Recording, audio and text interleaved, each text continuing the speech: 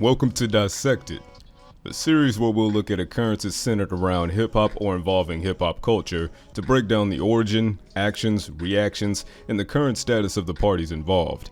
At the end, I'd like to hear the feedback and opinions of everyone watching, so let's have a discussion below. In this episode, we're going to take a look at the discrepancies between Freddie Gibbs and young Jeezy, so let's get to it.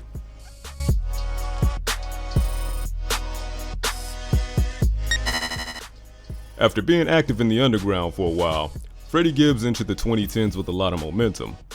Gibbs released The Miseducation of Freddie Gibbs and received much praise for his work in 2009, and it currently boasts a 97% rating on that piff. Pitchfork also stated that it was a breath of fresh air for hip-hop at the time. Look it up if you haven't heard it still holds up. Following this success, we'd see Gibbs grace the cover of XXL in 2010 as part of arguably the greatest freshman cover to date. This list featured the likes of Wiz Khalifa, Big Sean, J-Rock, J. Cole, and the late Nipsey Hussle, which I still can't believe he's no longer here. Not to get sidetracked, but as mentioned, Gibbs had a lot of momentum and was definitely one of those guys that critics actually praised for being one of the realest rappers at the time with the bars to back it. He even had a song called Look Easy on the 2K12 soundtrack, another side note. So Gibbs had a lot of buzz, and in early 2011 he'd be touring and would inevitably link up with Jeezy in Atlanta. However, no business was discussed. I saw him just passing through the A doing my thing. I was out there on some other stuff, and we chopped it up, just kicked it, went to a strip club, that's all. We ain't really do nothing. We ain't go to the lab though. I just bumped into him when I was out there, and we just chopped it up in Magic City, says Gibbs. By April of that year, Jeezy signed Gibbs to his label Corporate Thugs Entertainment. To make it official, during a performance at the Bottom Lounge in Chicago, Gibbs would bring Jeezy out on stage and he would then have a CTE chain bestowed upon him. I've got a lot of respect for him and what he do, and the respect is mutual. Musically, I think we could bring this gangster rap shit back cause it's lacking, says Gibbs. Jeezy would share this same sentiment. We did that. And, you know what I'm saying, I just kind of realized he was a lot like me, but, just from a different city in a different town. Yeah. And like I said earlier, we got hoods everywhere, but Garage wasn't no city like, the whole city is definitely hood. Right. And you know what I'm saying, he explains that struggle, and I just felt like, the world needed to hear that. Yeah. In this same interview, Gibbs was asked about a timetable for an album. Man, wherever the chips fall, I ain't even tripping on that, man. I'm just staying relevant, man. That's what's up with me, you know what I mean? So his main concern at the time was staying active and relevant.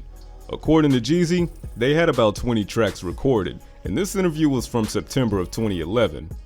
So in 5 months' time, they were really putting in work. Freddie Gibbs was able to feature on more than 5 tracks between The Real Is Back and The Real Is Back 2, mixtapes that dropped in May and September of that year respectively. They shot videos, went on tour, and covered a lot in a short amount of time. Gibbs would also be featured on a bonus track on the deluxe edition of TM 103.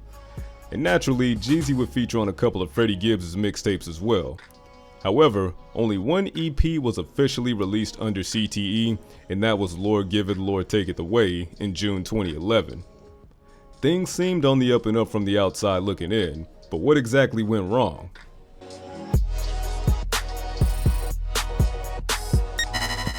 Although things seemed quite productive from our perspective, there was a clear rift being created behind the scenes, and on December 11th of 2012, Gibbs would announce via The Breakfast Club that he was no longer a part of CTE. Freddie Gibbs, what's up, my brother? What up with it? So you was here like a week and a half ago. Mm-hmm. Right. And we was asking you what was your situation with CTE.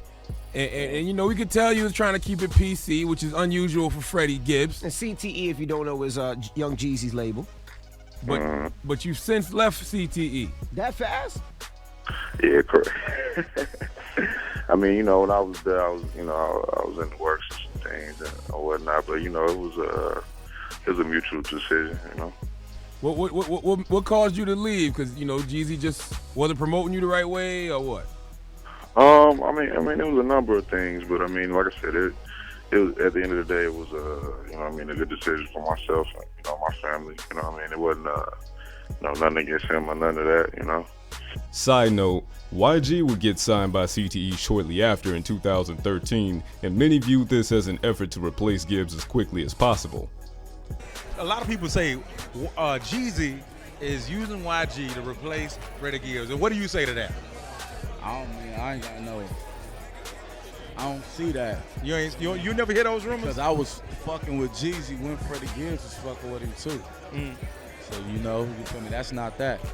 How do you feel about the whole Freddie Gibbs Jeezy thing? I mean, like, what's your take on that? I ain't even know what happened. I just, like, all this shit that be going on, I never saw it or heard it, so, you feel me? Word. Yeah. Do you still keep in contact with him? Freddie Gibbs, I just saw him, you feel me, like 2 weeks ago. But back to the point, obviously people wanted answers. I'm not one of those guys, man, that sit back and be bitter. This don't define me. This is a move that I gotta make in my career. Players get traded from teams all the time. They go to different teams and win championships. It is what it is, bro, says Gibbs. Gibbs just had his eyes set on his upcoming project, ESGN, or Evil Seeds Grow Naturally. He wanted to get past the CTE situation, but he had an F-Jeezy everyday mindset when working on it because he says he had to get it off his chest, and he would leave it at that unless approached foul by Jeezy or someone from his camp. The situation wasn't going away anytime soon, though. Naturally, with any conflict, the media would press and ask Gibbs about Jeezy literally every interview he had. He would begin to speak more openly about not liking or agreeing with the way Jeezy handled business, and even going as far as to imply that a lot of the street shit that he rapped about was a front. This would then lead to angry internet mobs of Jeezy fans tweeting death threats at him. You sent the tweet this morning, and I had to read it twice because I read it once. I was like, what? And then I read it again. You just said you've been getting threats on Twitter threats. Correct. And at first, when you hear threats, I was like, yo, is he getting death threats? And then I had to read it again. I was like, oh wait, no. Death threats. Like, it's a lot of people. I mean, hey man, I know it hurt you to hear your favorite rappers a fraud. It ain't my fault. Right. I mean, something you've been buying into for the last 10 years. I know it breaks your heart, but I gotta break it to you. On the other hand, Jeezy kept quiet about the situation for quite a while, but he began to open up about it in interviews, most notably interviews with Ebro and Sway back in August 2014. Dope. I guess the last piece that I want to touch on before we get out of here is the kid Freddie Gibbs. Okay. He was like, yo, it's clean, it's good. Me and Jeezy, just business didn't work out. Yeah. It's clean and good? Just I mean, like look, man, like, you know, when the whole ordeal was going on, I was more disappointed than anything, man, because Gibbs know, you know, I messed up a lot of relationships, like even with Eminem, just, you know, by me putting Gibbs on the record that was for me and trying to convince him to do the record and the record leaking in the process. You know, that burned a great bridge for me, like Eminem, my dude. Yeah. You know, me putting him on, you know, songs with T.I. and putting them on 3 or 4 of my mixtapes, and me paying for videos that he didn't use because he didn't like, or he showed up to the set too late for them to shoot, and it's all my money. You know what I'm saying? Me, you know, flying him in and out of town for his meetings. You know what I'm saying? Me, you know, just investing in them. Business things weren't tight. It wasn't even business because I wanted the kid to win, but when it became business, that's when it got difficult because I'm like, yo, man, I'm $300,000-$400,000 in the hole dealing with this. And with Gibbs, you know, I just wanted to help. You know what I mean? My man brought him to the table. I was like, yo, I love what he doing to me, help. So I put him on, you know, on a record with Eminem. Yeah. Me and Eminem ain't talked since then because the record leaked. So I guess he felt like I, you know, just like did it on some like, you know, fuck it. But that wasn't the case. It leaked. I was trying to get it for Gibbs album. It leaked. Put him on a song with T.I. Put him all my mixtapes, took him on tour, paid for videos he didn't want. I paid for videos that he never used because he didn't like them. But the moment that I knew that it was a problem is when I was sitting in my car, we sitting in the back of my car, and he was like, yo, man, you straight. You know what I'm saying? I'm looking at him like, bro, I work every day. Yeah. I'm spending my money on you because I want to see you win. Nobody spent their money on me. You know what I'm saying? So that's when I knew it was a problem because now you're a grown-ass man. I don't need no more bills, homeboy. Yeah. I got plenty of people to take care. I want to help you all I can. I'm going to take you in every label I can get it. But nobody wanted to sign him at the time. So I'm like, yo, Gibbs, you got to grind, dog. Gibbs wasted no time reacting to the interviews via Twitter, basically calling Jeezy's side horseshit and saying that he'd link with Ebro ASAP to give his side. If I were to summarize it, it sounded like he invested some money in you. Correct. He didn't feel like you were upholding your end of the bargain as being on time to things, as your work ethic. And he made a phone call to you and let you know that, listen, I've invested a lot of money here and this just ain't working out. You guys had a good grown man conversation, got off the phone, and then he felt like you went and basically had negative things to say about him. Right. Well, yesterday you heard the movie version of that, and I'm about to give you the real version. Okay. You know, I have a respect for Young Jeezy. If I didn't, then I wouldn't have, decided. And he made sure to say the same things about you. Yeah, I wouldn't have decided to go over to CTE to, try to, further my career over there. So, my approach to the industry was, a tad bit different than his, So I wanted to approach my career in a different way. He wanted to go a different way. And, us not seeing eye to eye, is eventually what happened. Now, the reason why, I lashed out the way I did, with the records and the words that I said is truly because of what was said yesterday. Those things were said, we got mutual friends, and those things were said within the circle. He made it seem like he saved some, little Poe Gary boy, like with, to the rap game, but that definitely isn't the case. Like, before I got with Young Jeezy, I was on the cover of XXL. Before I got with Young Jeezy, I was on tour. Before I got, with him, I was making money. I wasn't, I didn't take $1 from Young Jeezy. So that $300K, $400K thing, that's a total lie. How did I mar your relationship with Eminem? I didn't do anything of the sort. I wasn't involved in that whole process. He brought a song to me, asked me to get on it, and I got on it. I was just doing what, my superior at that time was telling me to do. I didn't ask him to get on the side. I actually honestly was against it. Gibbs didn't want to break the mold of who he was as an artist. The song Talk to Me with Eminem wasn't a song that he actually liked or cared for, and to him it came off as a cheesy commercial collaboration. Gibbs openly stated that if he works with an artist, he prefers to at least know or have some kind of relationship established with them. He did not know M like that. Me personally, I don't really think the song was that good, but Gibbs did have a good verse. M didn't drop a verse, however. He just did the hook, so look that up on YouTube if you haven't heard it. Gibbs doesn't deny that Jeezy may have lost money in certain instances involving his scrap projects, but according to him that just comes with the territory and that he himself never asked for any of that. He goes on to rationalize it by saying that he spent tons of his own money on his work that he ultimately scrapped for not meeting his personal standards as well. Talk to Me ended up getting leaked, and Jeezy states that because of that, his relationship with Eminem was tarnished. Gibbs replied to this by saying that wasn't his fault. Gibbs ultimately felt like Jeezy didn't treat him like an actual established artist, and instead acted like it was a big brother little brother situation, like he rescued him from the gutter and that he had to be a lackey, like he was just happy to even be in that situation. But Gibbs wanted to make it clear that he was going on tours and making money before the CTE deal. And while with them, he did not see his brand getting pushed in the direction that he wanted it to go.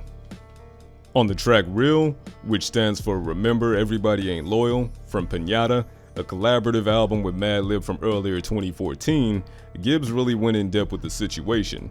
I thought the world was at my feet when I linked up with Snow, but I refused to be a slunky, so we don't kick it no more. Straight to the facts, nigga. I looked up to you, put that on my mama.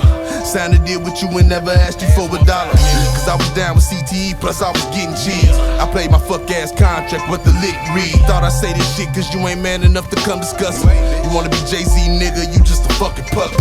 Gary boys ain't about talking, so bitch, I had to show you. Don't make me expose you to those that don't know you. So understandably, this is definitely what put gas on the flames. Gibbs details how he went from admiring Jeezy from what he spoke in his music and being down for CTE while not even asking for $1 to seeing Jeezy be too shook to deal with Ross and Gucci. That would be considered a start for Freddie Gibbs because he eventually made threats to actually expose him. But one can only wonder what things Gibbs may have witnessed or allegedly dealt with. But he declared Jeezy a fraud, saying that he was dishonest about a lot of things, such as telling him that he had a major deal for him lined up with Epic. And in case you don't know, Epic literally lives up to the name as far as the artists that are under them. But Jeezy says that no major labels actually had interest in Gibbs, so it left him in a place where there wasn't really much to do with him.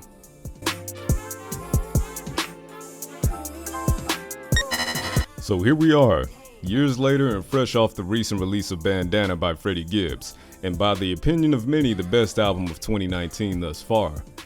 Gibbs is still quite direct about the situation whenever asked about it, but why wouldn't he be?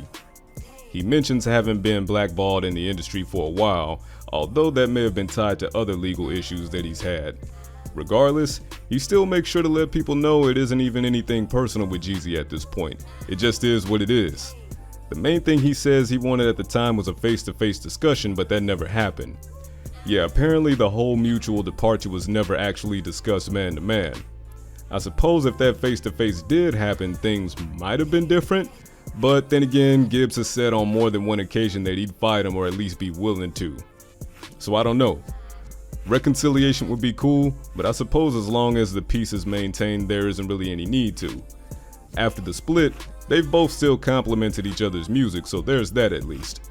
Alright, so let's review. Jeezy and Gibbs joined up in 2011, worked on a lot of music, made videos, and toured.